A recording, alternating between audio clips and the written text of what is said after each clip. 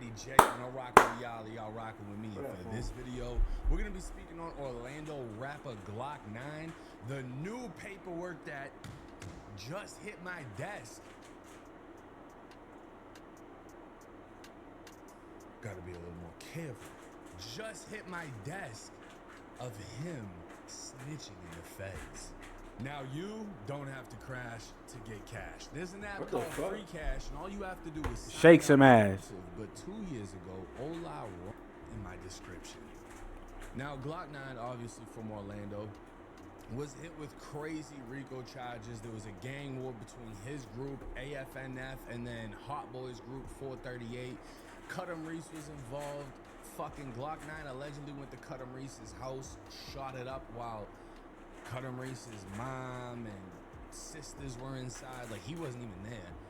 But the craziest thing about it all is Glock 9 is supposed to be cousins with Cuddum Reese, so he shot his own aunt's house up. Wait, like, where's Cuddum Reese? Extensive, but 2 years ago, Ola Run, as y'all can see right here, accused Glock 9 of snitching while they were in the same federal prison, and it was said Glock 9 actually got stabbed behind the situation.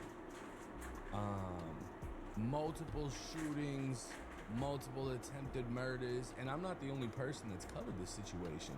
You know, we got some big channels, Hip Hop Daily, Trap Geek, I don't know who this one is, but let's actually just take a look at Trap Geek's masterpiece, because this is, if I've never told y'all before, Trap Geek is the reason I ever got into these documentary style videos. Who is Trap Geek? After speaking on my time in prison. So big shout out to him. I always wanted to talk to him. I think I reached out on Instagram, but he just went missing. He's one of the mysterious ones on YouTube. But let's jump into it. When you come to Orlando, you think about Disney. Even though we ain't never been to Disney and shit ain't sweet, but people think about Disney when they talk about Florida. When we think of Orlando, we think of Disney World, we think of Orlando Magic. Why everybody get that concept of Disney and all that? I don't know. I guess that's just how they see it from the outside. Well, the FBI typically doesn't telegraph our moves. What I can tell you is that these two gangs, the 438 gang and the Army gang, have got our attention now. The other 5 already in custody are responsible for nearly $2 million in stolen property. This beat is nasty. 59 stolen vehicles and 19 stolen firearms. The prominent people at the top, just between those 8 people, they're responsible for 200. This just sound like the fucking generic ass YouTube beats. Come on now. 30 felony charges. Jaquavius Smith, better known as Glock 9, just him himself has been arrested for 52 felonies. Hi, what is up everybody? It's been far too long. The last episode was in Florida, and for this video, we gotta return there once more. This time to Disney World's Orlando, where folks witnessed one of the largest RICO cases in state history, Operation X, take 34 people down from 2 separate crews. To show you what this looks like, the entire Bobby Shmurda and GS9 indictment was 63 pages. This RICO case in Florida is 700 pages long, with the God, like, y'all don't even understand how big of a case this was when this happened. It's so much deeper than a lot of people know. And the thing is, I mean, technically Disney's in Kissimmee, it's not in Orlando. One of my first memories as a kid that grew up north, coming down to Disney when I was young, like 5, maybe 6, I don't know. I was in the car with my aunt, my grandmother, whoever else, and we're somewhere in Orlando or Kissimmee or one of the above, and this orange car pulls up with rims taller than me, and it was nothing but black dudes, and the music with the and I just remember everybody in my car was scared. And when you go to Orlando, go to downtown Orlando on a Friday night. Let's see what I'm talking about. You're gonna feel a little. Nigga, I was in Kissimmee, bro. I don't know how you just explained that shit, but I was there. Nigga, hold on. I keep dropping my phone. But nigga, that shit was fire as fuck. Like, I ain't see no ghetto shit at all. Nigga, I was the ghetto nigga there. Like, what the fuck? I was broke as hell in Florida, Orlando, Florida. Still having the best time of my fucking life. Can't back up, nigga. Like, anyways, bro, but yeah, that's some good ass times. Like, what the fuck? Like, real shit. Wait, what? The fuck? Nah, 14,000 pictures, my nigga. Nigga just taking pictures. Like, damn.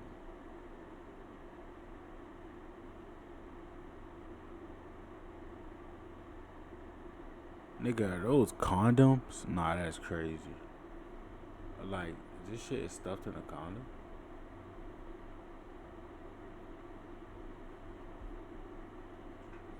If you ain't used to that type of environment, okay, you're gonna feel a little out of place. Fed stalking people at concerts and putting informants in place to make controlled phone calls. One side, AFNF, or the Army Gang, is led by the popular rapper Glock 9.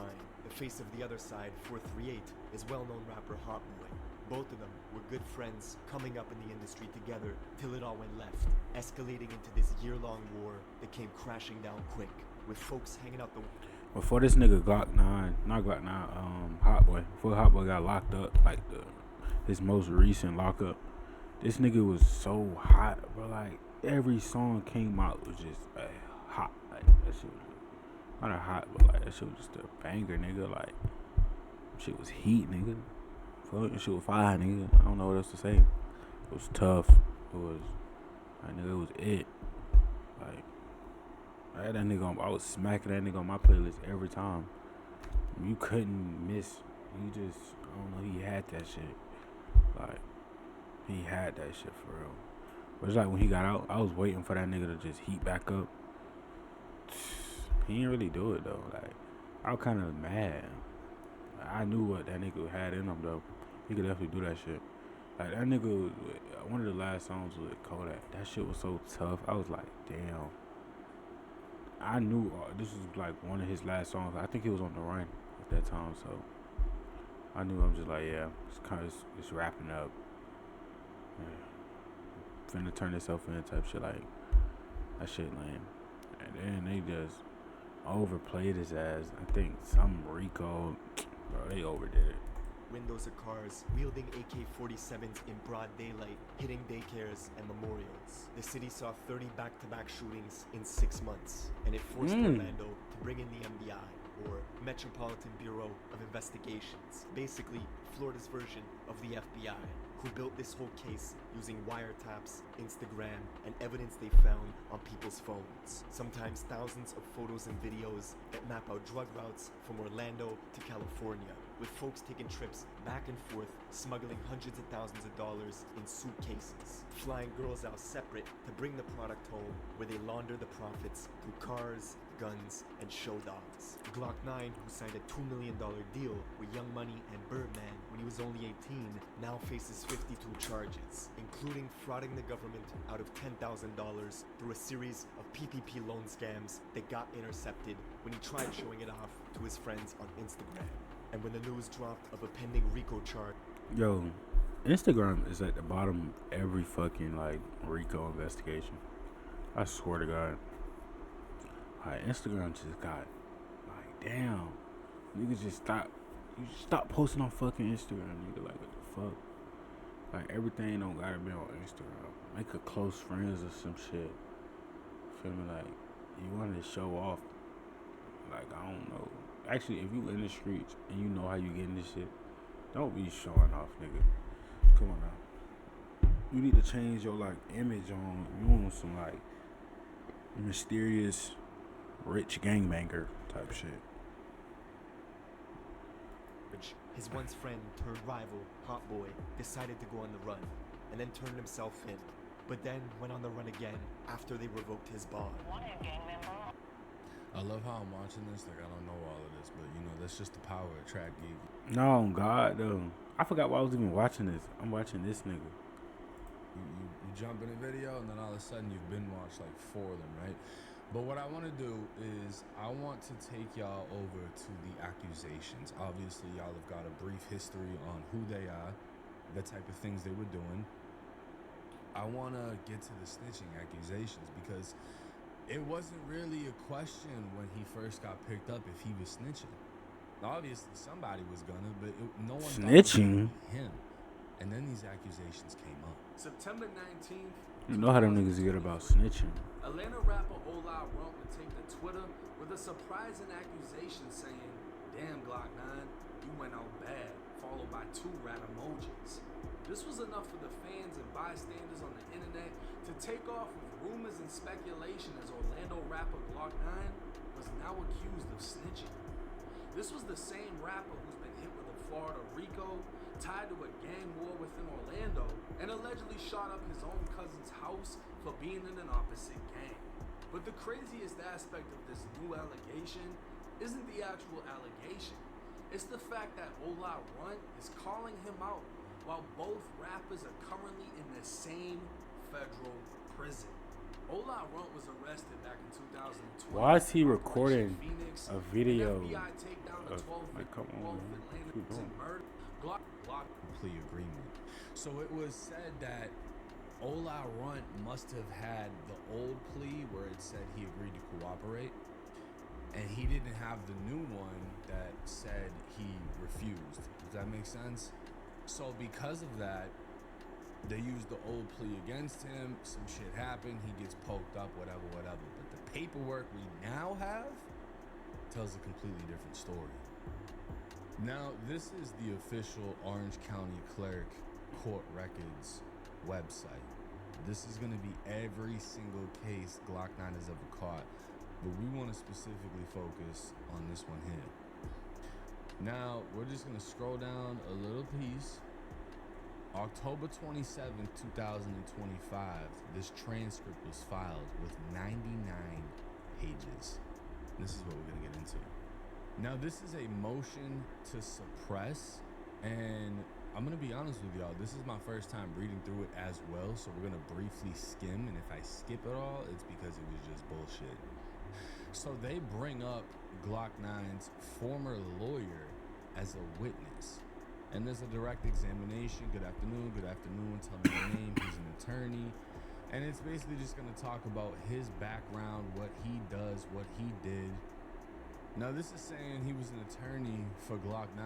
To the best of my recollection, the first case I represented him on was either a 4 or 5 count attempted murder case. The case eventually got, thrown out. He beat it on the day of trial. I also represented him on a couple of state charges for possession of a firearm. And you were actually representing Mr. Smith in this very case that we're here on today. I didn't mention that. What I mentioned was in the cases that I completed with him, but I did represent him on the current RICO charges that are pending against him. Now this states, they're asking where he was on April 6, 2023, and where was Glock 9. He's saying Glock 9 was in federal prison in West Virginia, the one that we were just watching the video about, right? And it states that detectives traveled to this West Virginia prison to interview him. Now, this is where things are about to get interesting, and I just want to, Glock 9 fans, y'all are going to have to hold this one. This one's going to suck for y'all. What did the detective tell you occurred? He said they went to see him and they were investigating a homicide, and they believed that Jaquavius had some information. Oh, yeah, fuck. I'm tripping. For them. And that they told him that this was the one and only time they would go see him. But when he asked to speak with me in the interview, they said that was a reasonable request and that they would extend that offer or go visit him one more time if he wanted to speak with him. So basically what they're saying is they wanted to talk to him. They wanted information on the murder. He asked to talk to his lawyer, which isn't a bad move. He also told me this would serve 2 purposes for, in theory, 2 separate cases. He told me that... My bad. I'm trying to text my sisters, get her some food. Arrest warrant for Glock 9 on a homicide where he would I gotta pay attention. Homicide that he had drawn up, and Jaquavius had a choice of cooperating and he would be a witness in that, or not cooperating. He will walk that warrant over to the judge. So basically, they went to Glock 9 and said, look, you either cooperate in this case as a witness or we're hitting you with conspiracy to commit murder.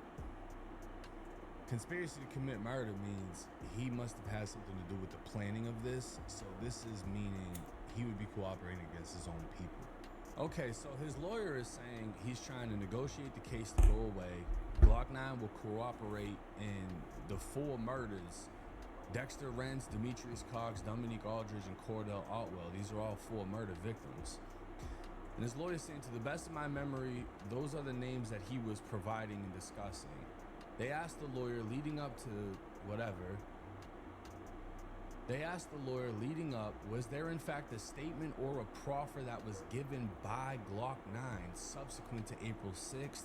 His lawyer would say yes.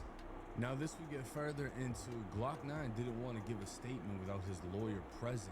And the reason for that was he just wanted to make sure he was getting what he was told. And I mean, on countless pages, they're basically breaking down.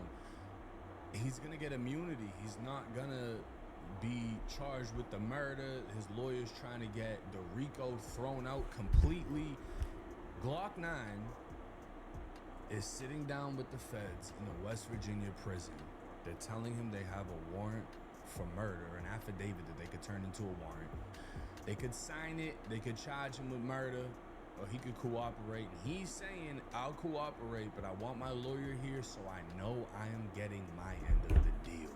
Now this right here on page 36 states, during the interview, Glock 9 provided incriminating information against himself relating to the murders of Dexter Rents, Demetrius Cox, Dominique Aldridge, and Cordell Atwell. So he gave the interview, and he told them some things that could hurt himself. Now right here, the lawyer is saying that he had a chat with Glock 9 to make sure he understood the conversation, that he couldn't lie, and that if he doesn't do his part, he's not going to get the benefits. He needs to be truthful. Everybody flew up there for it. You know, they got to fly investigators from Florida to fucking West Virginia. He's telling Glock 9, if he isn't truthful, this is going to be a waste of time.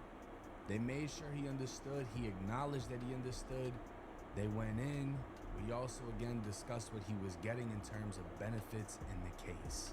And it states right here on page 38, tell the court what those conversations were, or after the interview, or after the proffer of Mr. Smith on May 18th, 2023. What conversations did you have with the police officers? And Glock 9's own lawyer would say, when we walked out, everybody was surprised at how well the interview went. Now, I don't think we're going to get all the details from these transcripts, and it's hard for me to understand what exactly the motion to suppress is for. Like, are they mad that he didn't get certain benefits or whatever the situation is? But Glock 9 100% sat down with the feds, gave a proffer, made statements, and solely for the benefit of saving himself from another murder case. And people are going to be like, oh, but who did he give information on? I mean, we might not know that, but we know he gave it because there was no other purpose for him to sit down. Meaning Jaquavius provided the information that they wanted. They were absolutely shocked that they did, and they were very happy that they did. There was a comment by me to make sure that knew, but yeah, it was a recurring basic interjection of our conversations throughout. Not only as we were walking out of the prison, but through the ride to the airport, that they were surprised that Jaquavius, aka Glock 9, was forthright with them and answered their questions. So the police officers told you that he had provided significant useful information. They said he did great. They were surprised, and yes. With that being said, I think Glock 9's career is, you know, it's obviously over. You got hit with, what, like 8 years in the feds? You know what I mean? But while being in there, deciding nigga, to 8 work years with is the nothing. feds, that's crazy. And it makes more Nah, sense obviously as that's to like, why he got but like, poked up. if he's supposed to be a street nigga, that's nothing. I ain't double The digits. mafia, you know, if you listen to all the guys that do interviews, the former mob guys, they say you can't even sit down and hear what the offer is. Never mind actually go through with the interrogation. And there's no rebounding off of this. If the police want to investigate 4 murders and they sit you down and say, if you don't help us, we're going to charge you with murder. And then when they leave, they say, damn, he told us everything. I was surprised at how much fucking snitching he did. Like, you got the police high-fiving. They didn't even expect you to do what you did. That's terrible. It's not a good look for Orlando, but hey, Let me know y'all's thoughts and comments.